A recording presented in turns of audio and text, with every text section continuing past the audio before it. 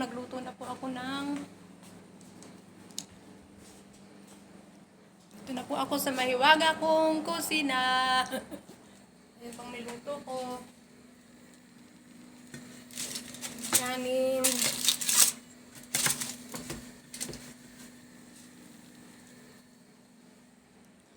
Yan lang po ang niluto ko dahil lang isang amo ko lang po ang kakain ngayon.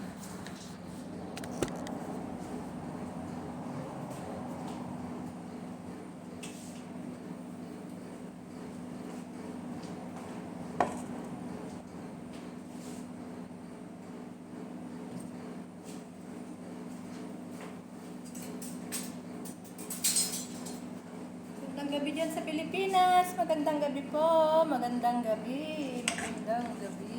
Bakit malamig? Wait lang po. Painitin po ito.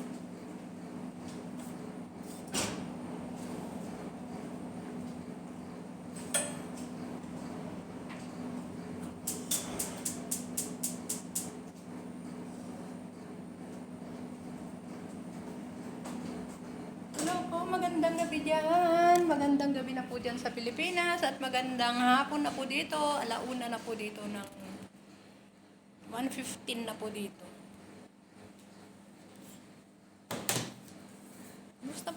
Kumusta na naman po? Nagkita-kits na naman po tayo dito sa aking mahiwagang kusina. Dahil ayan po, nagluluto po ako ng pagkain ng amo. Ayan, kumukulo-kulo. Yan lang po ang pagkain nila. Mamaya po ay may dinner, kaya may bisita. May bisita na naman po ang aking among babae. Tapos sabi niya po, doon po daw sila sa labas sa labas po sila. Ano ba yan? No, sige lang, ano pa magawa? Amo po yan, di po ba? Wait lang po tasandukin ko po. Kain na po yung amo kong lalaki.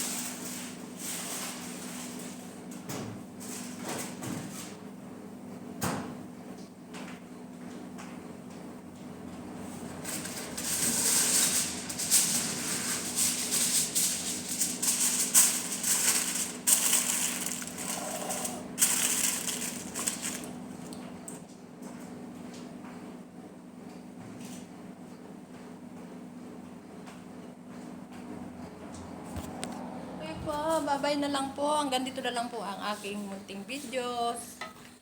Dahil nag-video naman po ako kanina. Kaya